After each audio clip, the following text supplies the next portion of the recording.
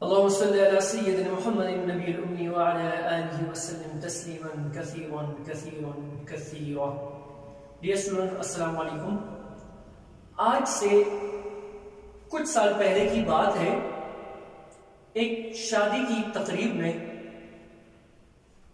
Table پہ کچھ بزرگ لوگوں کے ساتھ میں بھی بیٹھا ہوا تھا. آپس میں ڈسکشن ہو رہی تھی زندگی کے حوالے سے. تو میں نے آگے سے اس ڈسکشن میں جب حصہ لیا تو میں نے ان کو کہا کہ آج ہر مسلمان کی زندگی تنگ و ترش ہے. کہیں انہوں نے تو تائید کی میرے بات کی، لیکن ایک صاحب نے مجھے سائڈ پہ کر کے کہ یہ لفظ آپ نے تنگ و ترش کیوں استعمال کیا، جبکہ میں آپ کو بتاتا ہوں کہ میری زندگی تنگ و ترش رہی ہی نہیں ہے. میں اس شخص کی طرف دیکھنے لگا کہ یہ شخص کیا کہہ رہا ہے. پھر تھوڑی دیر بعد جب کھانا ختم ہو گیا، وہ شخص میرے پاس آیا، ہاتھ سے مجھے پکڑ کے سائڈ صوفے پہ مجھے بیٹھنے کو کہا اس نے، اور کہا کہ میں آپ کو بتاتا ہوں کہ میری زندگی تنگ و ترش ہوئی نہیں ہے. حالانکہ میری زندگی کے 65 سال گزر چکے ہیں. یہ آج سے کئی سال پہلے کی بات بتا رہا ہوں، اور وہ بندہ ابھی بھی زندہ ہے. ہم دونوں جب ایک سائڈ پر صوفے پر بیٹھے تو میں نے ان کو یہ کہا کہ آپ کو تو 5 وقت نمازوں میں سے آپ کو چاہیے ہے کہ آپ 10 ٹائم اللہ کا شکر ادا کیا کریں، شکرانے کے نوافل ادا کیا کریں، اور جتنا آپ پڑھائی کر سکتے ہیں، جتنی آپ تلاوت کر سکتے ہیں کیا کریں.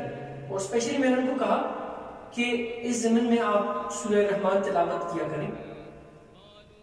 ایک دم سے جب میں نے یہ بات کی کہ شکرانے کے نوافل آپ ادا کیا کریں، اس شخص کا چہرہ جو ہے کئی رنگ میں وہ رنگ گیا. اس کا چہرہ کہنے لگا کہ مجھے تو نماز نہیں آتی، میں نے تو آج تک کوئی نماز پڑھی نہیں ہے. جب اس نے یہ بات کی میرے تو اوسان خطا ہو گئے. میں نے کہا سر آپ صحیح کہہ رہے ہیں. کہتا ہے بالکل. میں نے کہا سر آپ کی عمر کتنی ہے؟ کہتا ہے میری 65 سال عمر ہے. میں نے کہا سر آج تک آپ نے کوئی نماز بھی نہیں پڑھی؟ کہتا ہے بالکل بھی نہیں. میں ایک دم میں نے کہا تو پھر سر کیسے کہہ سکتے ہیں آپ کو، سر آپ کیسے یہ کہہ سکتے ہیں کہ آپ کی زندگی تنگ و ترش نہیں ہے؟ کہتے ہیں مجھے میرے پاس اللہ کا سب کچھ ہے، میری 4 بیٹیاں. میں نے کہا بیٹے کتنے؟ کہتے کوئی بھی نہیں. 4 بیٹیاں ان کی شادی کروا چکا ہوں، اپنے اپنے گھروں میں خوش ہیں. میں اپنے گھر میں جا کے خوش ہوں. بیوی ہے میرے پاس، وہ بھی الحمدللہ خوش ہے. بالکل. تھوڑا سا میں انٹرسٹ لے رہا ہوں، اور باقی میں انٹرسٹ لے رہا تھا کیونکہ اس شخص نے بات ایسی کی تھی، تو میرا انٹرسٹ ان کی طرف اور بھی بڑھ گیا. بہرحال میرے وہ اندر کا تجسس اور بھی بڑھنے لگا. لیکن چونکہ اس ٹائم ہمارے پاس وقت نہیں تھا، ہم دونوں نے نمبر ایکسچینج کیے. ان کے پاس یہاں تک اپنا موبائل بھی نہیں تھا. اس نے مجھے اپنی مسز کا نمبر دیا. کہتا ہے کہ انشاءاللہ آپ سے بات ہوگی. میں اسی چیز میں کہ اس بندے کی کیا وہ ہے، مطلب 65 یہ ٹائم تو ایسا ہوتا ہے کہ انسان کسی بھی ٹائم اللہ کو پیارا ہو جاتا ہے، اللہ کے پاس پہنچنے کی کوشش میں لگا رہتا ہے. اور وہ شخص مجھے کہہ رہا ہے کہ میں نے آج تک کوئی نماز تک نہیں پڑھی، آج تک میں نے کوئی نماز ادا ہی نہیں کی، مجھے نماز بھی نہیں آتی، پڑھنا تو دور کی بات، مجھے تو یہ بھی نہیں پتا کہ کتنے رکعتیں ہوتی ہیں، مجھے تو یہ بھی نہیں پتا کہ کیسے پڑھی جاتی ہے. بہرحال میں گھر آ گیا. 2 دن تک تو میں اسی گناہ گو حالت میں. لیکن اگر دیکھا جائے اور سوچا جائے تو ہمارے اس ملک میں کتنے ایسے لوگ ہوں گے جس کو نماز پڑھنا تک نہیں آتی، جو اس راستے پہ کبھی گئے نہیں ہیں، جو اس قرآن کو پہچانتے ہی نہیں ہیں. وہی بات آ جاتی ہے کہ صرف ہم اس بات پہ آ جاتے ہیں کہ اذان کی آواز اس کے کان میں اس لیے دے دی جاتی ہے تاکہ یہ بندہ مسلمان کہلائے اور مسلمانوں کی گھر اس کی ولادت ہوئی ہے.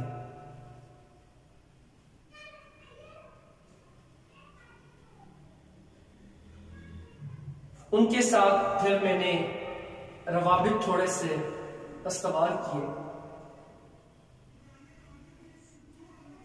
باتوں میں باتیں چلتی رہیں، باتوں میں باتیں چلتی رہیں. 1 سال تک تقریباً میں میرا ان کے گھر آنا جانا رہا. الحمدللہ اللہ کا شکر ہے کہ میری وجہ سے وہ شخص نماز پڑھنے پہ آ گیا. اللہ نے ہدایت دی، میں نے نہیں، میں نے صرف ان کو ایک راستہ دکھایا. لیکن جب وہ کہہ رہا تھا کہ میری زندگی تنگ توش نہیں، میں تھوڑا سا تنگ توش کے حوالے سے، اس کی جو پہلی بیٹی تھی 2 بچوں کے ساتھ ان کو ڈیورس ہوا. پھر اس بیٹی نے دوسری جگہ نکاح کیا، وہیں سے بھی ان کو ڈیورس ہوا. تیسری جگہ ان کا نکاح ہوا، تیسری جگہ سے بھی ان کو ڈیورس ہوئی. اور پھر چوتھی جگہ وہ تھوڑی سی اسٹیبل رہی. دوسری بیٹی ایک بچی کے ساتھ وہ بھی ڈیورس پہ چلی گئی. تیسری بیٹی، چونکہ یہ 2 بیٹیاں جو تھی اس دوران میں نہیں تھا بیچ میں، جب تیسری بیٹی کی باری آئی تو میں نے ان کو کہا کہ اسٹاپ، ایسا نہیں کرنا. بہرحال ان کی ماں دونوں نے میری بات مانی، ان کی انٹرفیئرنس نہیں ہوئی اور ماشاءاللہ وہ ڈیورس سے بچ گئی. چوتھی جو بیٹی تھی وہ بھی اسی راستے پہ چلی. اب دیکھیے اللہ تعالیٰ اسی قرآن میں فرما رہے ہیں، اور ہم نے، اللہ فرما رہے ہیں اسی قرآن میں، اور ہم نے نازل کیا اس قرآن کو جو حکمت سے بھری ہوئی کتاب ہے، پس پھیرا منہ اس قرآن سے جس نے، ہم نے کر دی ان کی زندگی تنگ و توش. آج وہ شخص مجھے کہہ رہا ہے کہ میری زندگی تنگ و توش نہیں، تو یہ کیا ہے؟ اور ان کی بچیوں کی ڈیورس کا سارا کریڈٹ ان کی ماں کو بھی جاتا ہے اور سارا کریڈٹ ان کے فادر کو بھی جاتا ہے. وہ اس لیے جاتا ہے کیونکہ لوط علیہ السلام کی قوم میں 3 قسم کے لوگ ہوتے تھے. ان میں وہ لوگ بھی ہوتے جو علم رکھنے کے باوجود بھی خاموش رہتے، تو اللہ تعالیٰ نے ان کو بھی غرق کر دیا تھا. صرف اپنی اصلاح کے لیے یا اپنے وجود کے لیے ایک کام کرنا نہیں آیا ہے، بلکہ اللہ تعالیٰ تو وہ رب العالمین ذات ہے جو کہ ایک چھوٹا سا کنکر یا جھاڑی یا کانٹا آپ زمین سے رستے سے ہٹا دیتے ہو تو اللہ تعالیٰ اس کا بھی آپ کو اجر عطا فرماتا ہے. تو جس ٹائم اس کی مسز اپنی بیٹیوں کی ڈیورس میں ہیلپ دے رہی تھی کنٹینیوسلی تو یہ بھی ساتھ تھے. اگر اس نے زبان نہیں کھولی تو اس کا مطلب یہ کہ یہ بھی برابر کے گنہگار ہیں. دونوں میاں بیوی برابر کے گنہگار ٹھہرتے ہیں اللہ کے نزدیک بھی, اس دنیا میں بھی اور آخرت میں بھی.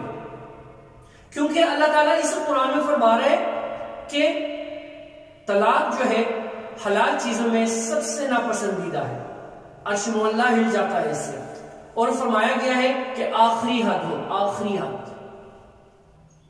آخری حد یہ ہو ڈینٹ. آج ہم سب کی زندگیاں تنگ و ترش ہو چکی ہیں لیکن ہم جانتے نہیں, اور جان بوجھ کر ہم نہیں پہچان پا رہے. جانتے بھی ہیں, پہچانتے بھی ہیں, لیکن جان بوجھ کر ہم آج اندھے بھی ہو چکے ہیں, ہم آج گونگے بھی ہو چکے ہیں, ہم بہرے بھی ہو چکے ہیں. جب ہم اس قرآن کو کسی کے سامنے پیش کرتے ہیں تو اوئے نا نا نا نا خبر ہو جائے گی مجھے, ہم اس کی طرف بڑھنے کی کوشش ہی نہیں کر رہے. ہم اس قرآن کو کھولنے کی کوشش تک نہیں کر رہے کہ آخر اس میں کیا لکھا ہوا ہے. بس دنیاوی ریس میں لگے ہوئے ہیں, جس طرح گھوڑے ریس میں لگے ہوتے ہیں, ایک دوسرے سے سبقت لے جانے میں لگے ہوئے ہیں. ریس لگی ہوئی ہے کہ کون زیادہ بھاگے گا, دوڑ کس کی ہوگی اور جیت کس کی ہوگی. اور رشتوں میں بھی ہم نے ہار جیت شروع کی ہوئی ہے, جبکہ اس قرآن نے تو رشتوں کو جوڑا ہوا ہے. اللہ اسی قرآن میں سورہ نساء میں, سورہ احزاب میں, سورہ نور میں فرما رہے ہیں کہ وہ ہم میں سے نہیں جس نے